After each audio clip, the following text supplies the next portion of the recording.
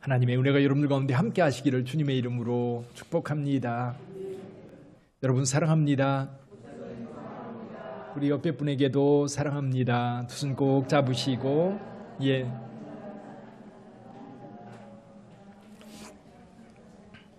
날씨가 많이 덥지요. 지난 겨울에는 엄청 추웠는데 올해는 또 엄청 덥습니다. 6월 달에 이렇게 더운 적이 별로 없다고 그러네요. 지금 7월입니다만은 이제 이 더위 속에 여러분들 건강 잘 챙겨가시기를 주님의 이름으로 축복합니다. 얼마 전에 제 고등학교 후배 목사님이 책을 한 권 보내왔어요. 하리교회 71년사라는 책입니다. 이 하리교회가 어디 있느냐면 전북 완주 삼례라고 하는 곳에 있습니다. 이리에서 전주로 가다 보면 그 중간쯤에 있는 동네인데요. 그 하리교회 지금 담임하고 있는데 책을 보내왔어요. 그 책을 이렇게 읽다 보니까 거기 재미난 이야기가 있더라고요. 원래 이 하리교회는 1950년 3월 달에 개척을 한 거예요. 임광호 전사님이라고 하는 분이 개척을 했는데 개척을 하고 이제 조그맣게 예배당을 짓는 사이에 6.25 전쟁이 난 겁니다. 6.25 전쟁이 나니까 이제 동네 사람들이 다 피난 가자고 그러는데 임 전사님은 아니 교회를 놔두고 어디 가느냐고, 목회자가 교회를 지켜야지. 그래서 피난을 가지 않고 교회를 지키게 되었습니다. 아니나 다를까 공산당들이 들어와서 그 동네를 지배하면서 체포되어서 고문을 당하다가 마침내 죽임을 당하였습니다. 순교를 당한 거지요. 근데 이제 전사님이 죽고 나서 사모님도 또 체포되어서 들어갔는데 사모님도 돌로 쳐 죽일 그런 상황이었는데 무슨 마음을 먹었는지 사모님은 내보내요. 사모님은 살아계시고 그리고 그 임 전사님 아들 이제 있는데 이렇게 그분들이 이렇게 이제 교회를 형성하면서 오늘까지 왔지. 근데 이 하리교회가 1962년 됐을 때 그때 그 전에 이제 여러 번 목회자들이 바뀌고 시골교회 어려우니까요. 바뀌다 보니까 성도들이 굉장히 지쳐 있는 상황이었어요. 그럼에도 불구하고 몇 분들이 이사를 와가지고 그 동네 교회가 갑자기 이렇게 부흥이 된 거예요. 담임 목사도 없는데. 근데 성도들이 예배당이 좁으니까 그들 스스로 이제 교회 건축위원회를 조직하고 그리고 이제 여기 그 전주교회 그때 당시에서 이대준 목사님이라고 계신데 그분이 와서 부흥회 한번 인도하고 그리고 삼례교회 장로님들이 와서 주일마다 예배 인도를 했던 겁니다. 근데 성도들끼리 건축위원회를 조직해가지고 건축을 하자고 그리고 부흥회를 해서 모은 헌금 다 모으니까 그때 당시 15만 7천 원 정도 헌금이 됐다고 합니다. 그걸 가지고 이제 성도들이 교회 건축을 하는데 이게 동네 마을에 있는 냇가에 가서 돌 주워오고 모래 전하려고 그래서 기초를 닦아놓은 거예요. 다 닦아놓고 보니까 28평 정도 바닥을 이렇게 해놓은 거예요. 근데 문제는 그 다음부터는 이 건축 기술이 좀 있어야 되는 거예요. 건축 기술자가 와서 좀 일을 해야 되는데 건축 기술자를 불러오려면 뭐가 필요해요? 돈이 필요하잖아요, 돈이. 근데 돈이 없는 거예요. 그래서 많이 힘들고 어려운 상황이었는데 건축은 중단되어 있는 상태고 그때 문형우 집사님이라고 하는 분이 이사를 와서 교회 건축에 적극적으로 참여를 하기 시작했었는데 이분이 돈이 없어가지고 교회 건축이 중단된 것 너무 안타까운 거예요. 근데 그것만 안타까운 게 아니라 자기 자신도 헌금을 하려고 보니까 돈이 없는 거예요. 그러는 중에 기도를 하다가 갈라디아서 4장을 읽는데 갈라디아서에 이런 말씀이 있습니다. 사도 바울이 교인들이 눈이라도 빼어서 내게 주었을 것이다 라는 말씀이 있어요.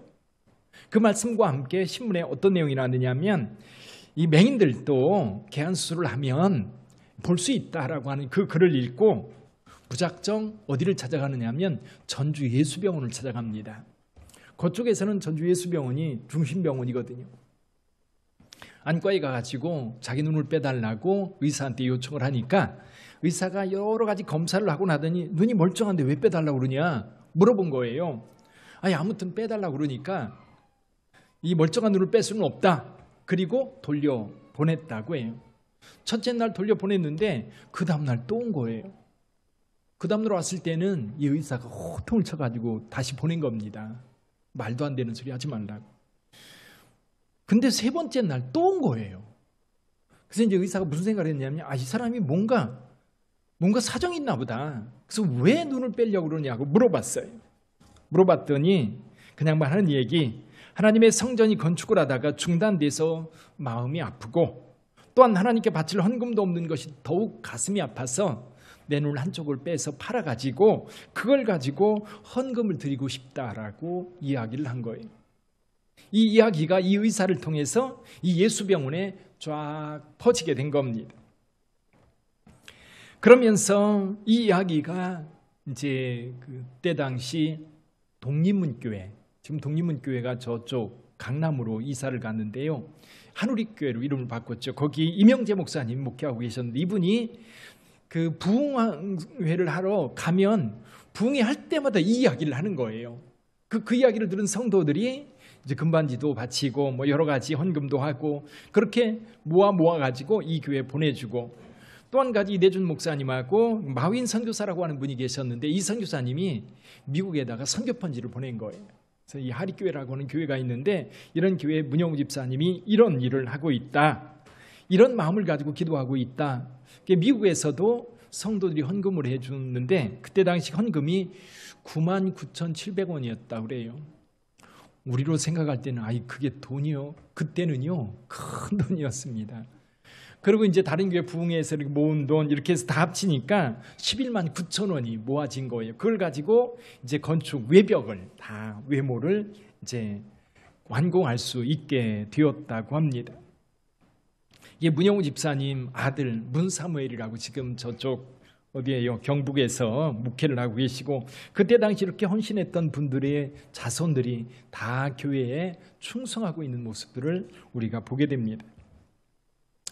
지난주에도 그 한 분이 전화를 하셨어요. 그래서 무슨 일인가 했더니 100만 원을 헌금하고 싶다는 거예요. 무슨 일이냐 그랬더니 이제 아들이 그동안 코로나 때문에 알바를 못했던 거예요. 그러다가 이제 코로나가 끝나고 그래서 장인 알바를 시작할 수 있게 되었는데, 그 알바를 시작하면서 월급을 받았는데 우리 아들이 우리 장수 목사님네 교회 헌금하고 싶다, 건축 헌금하고 싶다 그래서 보내온 거예요. 저는 그 이제 전화를 받으면서, 그리고 제 통장으로 돈이 온 거를 보면서 우리 교회는 정말 하나님이 사랑하는 교회인가 보다. 여러분들 가운데에도 아마 그런 감정이 있을 텐데, 우리끼리니까 우리 성도들의 이야기는 안 하려고 그래요. 나중에 여러분들이 지나고 나서 여러분이 예물 드렸던 것, 교회 건축을 위해서 기도했던 것, 그거 여러분 지금은 서로 이야기하지 않고 서로 마음에 품고 있지만 나중에 이야기를 꼭 하시기를 바랍니다. 어떻게 하나님께서 여러분들에게 은혜를 주셨는지. 또 한 가지 제가 요즘에 감사하는 것 가운데 하나가 이학주 집사님이십니다. 뭐 아시는 분들은 다 아시겠지만 그분도 어려워서 싱가포르로 가셨는데, 이제 형편이 펴지면서 이제 제가 이제 그때 당시 빚이 있는 분들한테 다 갚는다는 이야기를 들었어요. 뭐 제가 들은 이야기입니다만, 그리고 교회로도 지금 매월 지금 건축 헌금을 보내오고 있습니다. 제가 지금까지 교회 목회를 하면서 빚을 얻어 쓰고 기쁨으로, 아니 끝까지 자기가 아무리 어려워도 그 빚을 갚겠다고 나서면 딱 2분 봤어요.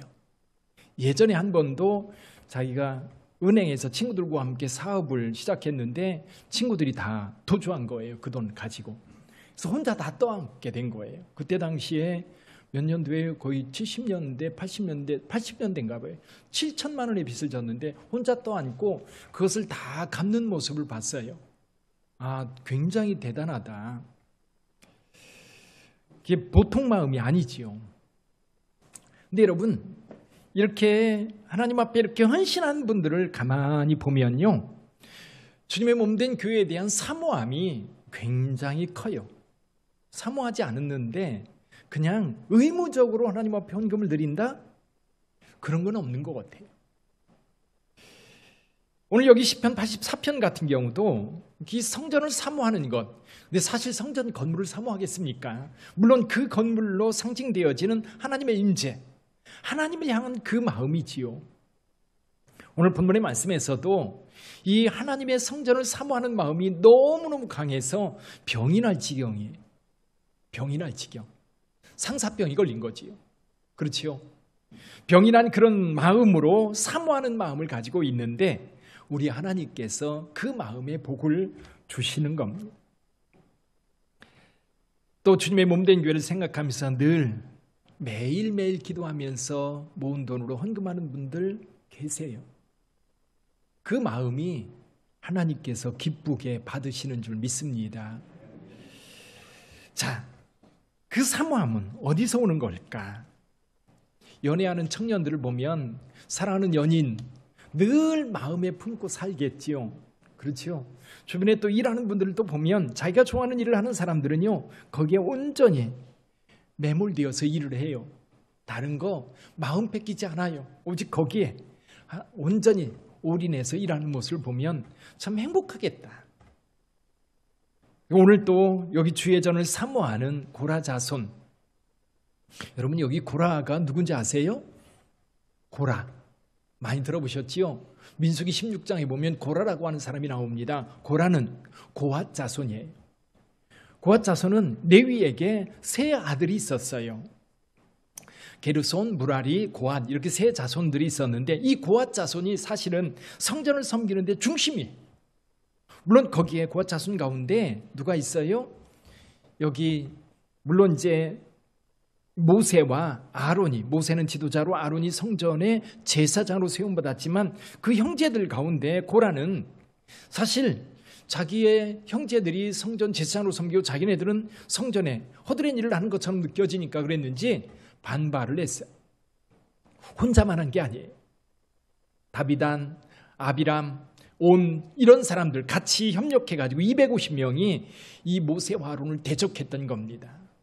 이것이 옳지 못한 일이었어요. 하나님께서 이들을 심판했지요. 땅이 벌어져서 250명이 전부 다 매몰되는 그런 사건으로 하나님의 심판을 받습니다.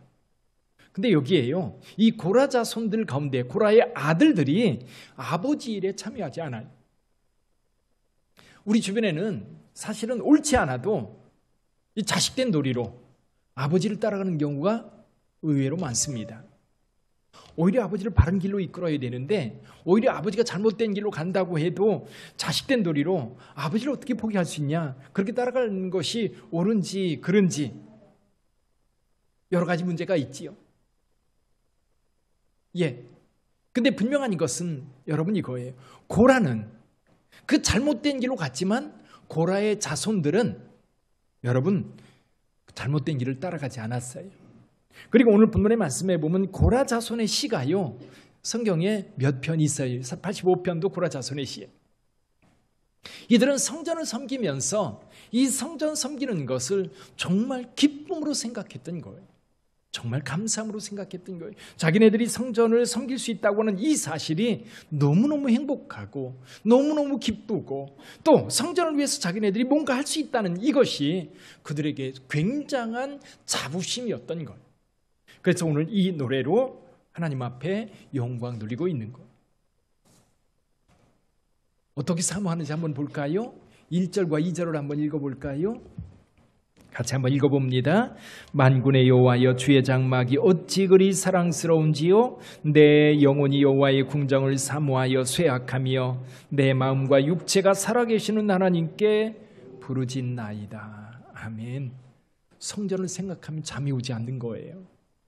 여러분 그래 보셨어요? 빛된 교회 생각하면 저녁에 어제 저녁에 잠을 자려고 하는데 잠이 오지 않아가지고 뒤척이지 않았어요? 오늘 교회 와서 예배드릴 생각하니까 그랬지요? 아멘. 사랑하는 성도 여러분, 그랬어요. 이 고라 자손들은 성전을 생각하면 잠이 오지 않는 거예요. 성전을 생각하면 너무 마음에 기쁨이 있는 거예요. 오히려 몸이 쇠약해질 정도로 이 성전을 사모했던 겁니다. 그 사모함이 여러분에게도 있기를 주님의 이름으로 축원합니다. 두 번째 볼까요? 이 고라 자손들은요, 성전에 집을 짓고 사는 제비들이 그렇게 부러울 수가 없어요. 성전에 들랑거리는 참새가 그렇게 부러울 수가 없어요. 3절 4절 읽어볼까요? 같이 읽어봅니다. 나의 왕 나의 하나님 만군의 여호와여, 참새도 제 집을 얻고 제비도 새끼들 보금자리를 얻었나이다. 주의 집에 사는 자들은 복이 있나니 그들이 항상 주를 찬송하리이다. 셀라. 이 레위 자손들은요, 성전을 당번제로 섬겼어요. 일정 기간 동안 섬기다가 돌아가서 머물다가 당번이 되면 다시 와서 이 성전을 섬겼던 겁니다. 근데 성전을 떠나지 않고 항상 거기에 머물러 있는 존재들이 있었던 거예요.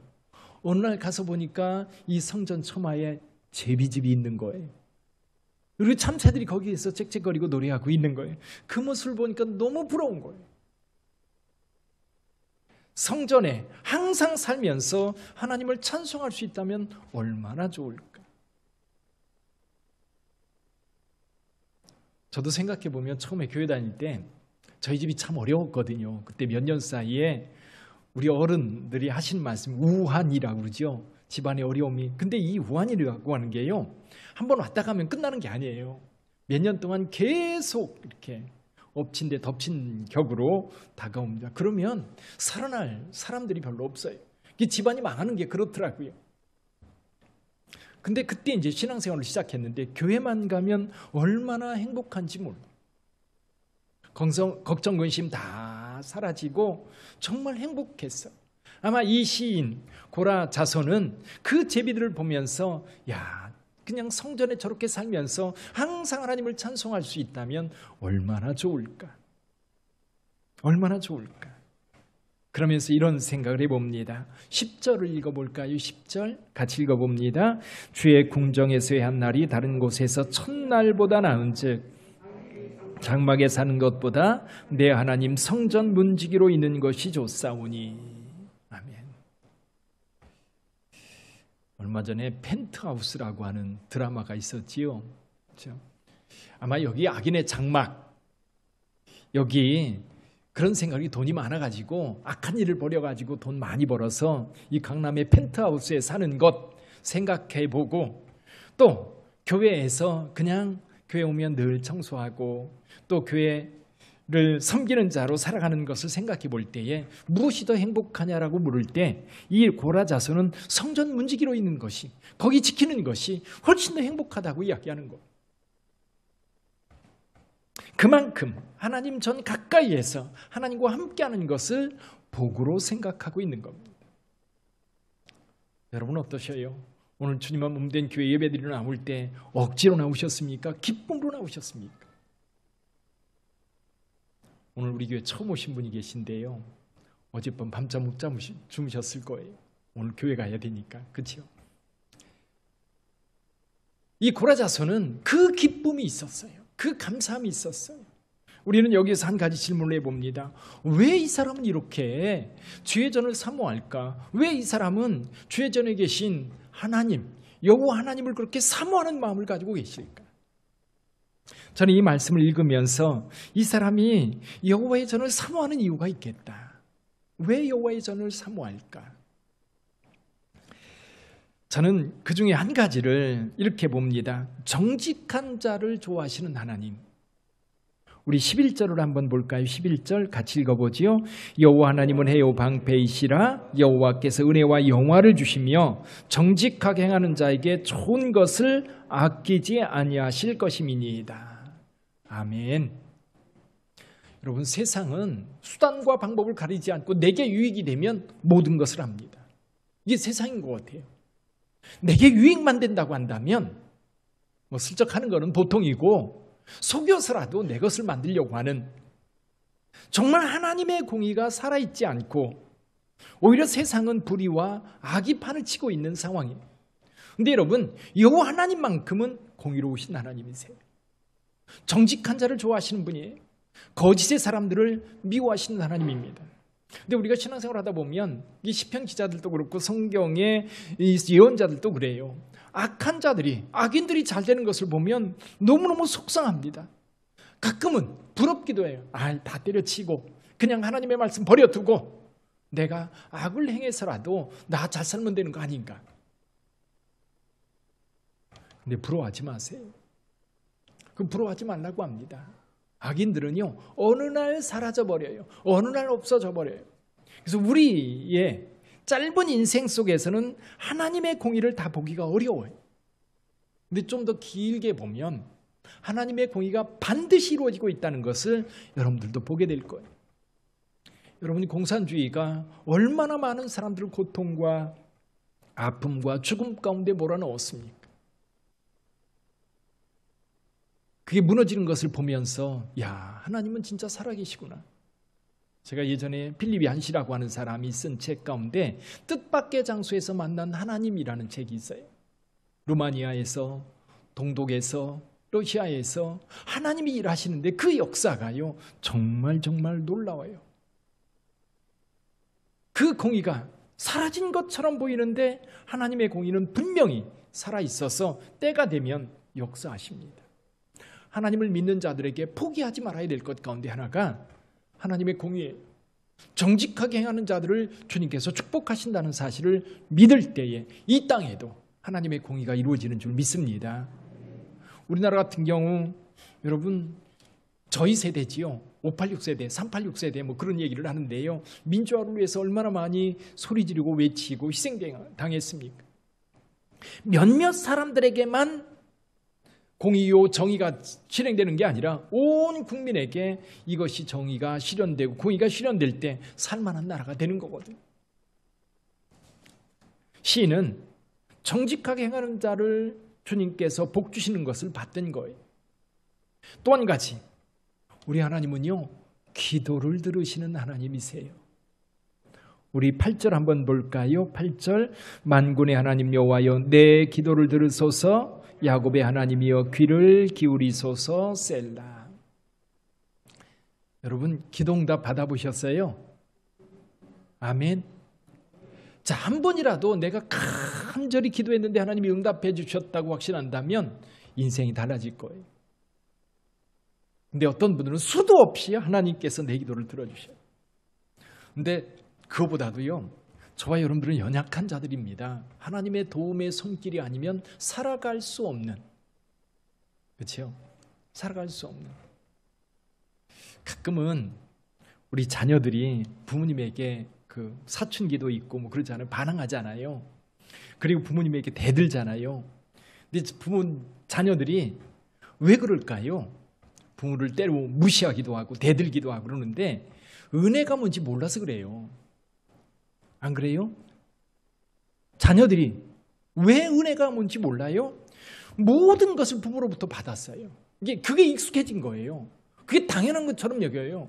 부모는 그 자녀를 위해서 정말 얼굴에 땀이 마를 새가 없이 직장에서 스트레스 엄청 받아가면서 죽굴동 살동 일하는 이유가 뭐예요? 자식들한테 잘 키우려고 그렇게 하는 거잖아요. 근데 자녀들은 어때요?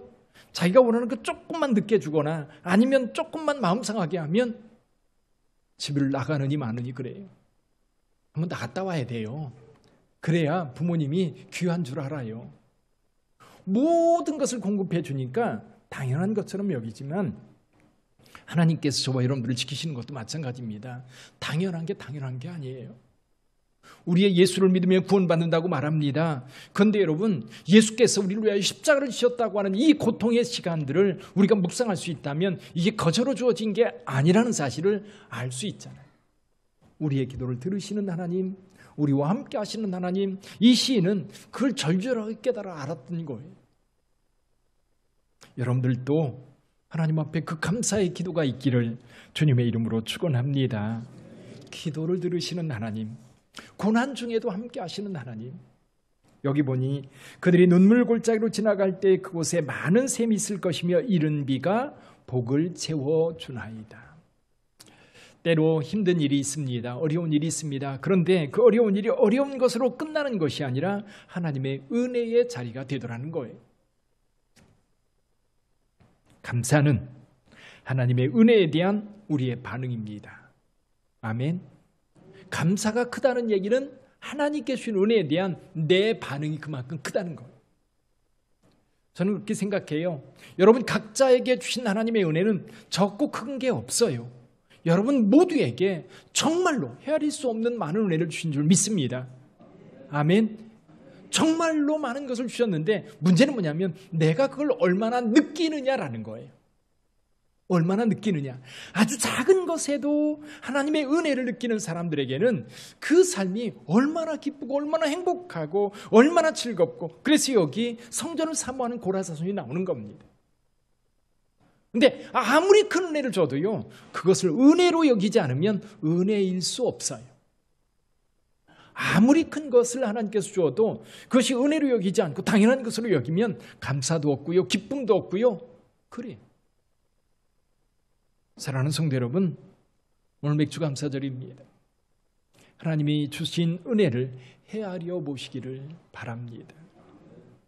헤아릴 때에 그냥 내가 원하는 것 좀 채워진 거에 그냥 하나님 감사해요, 하나님 주셔서 감사해요, 그걸로 끝나는 게 아니라 매 순간순간 하나님은 우리를 불꽃 같은 눈으로 지켜주실 뿐만 아니라 우리의 작은 신음에도 반응하시는 하나님이세요. 그 은혜가 우리 가운데 있어요. 그것에 대해서 반응하며 주님의 나라와 주의 몸된 교회를 사모할 수 있는 저와 여러분들이 되기를 주님의 이름으로 축원합니다. 기도하겠습니다.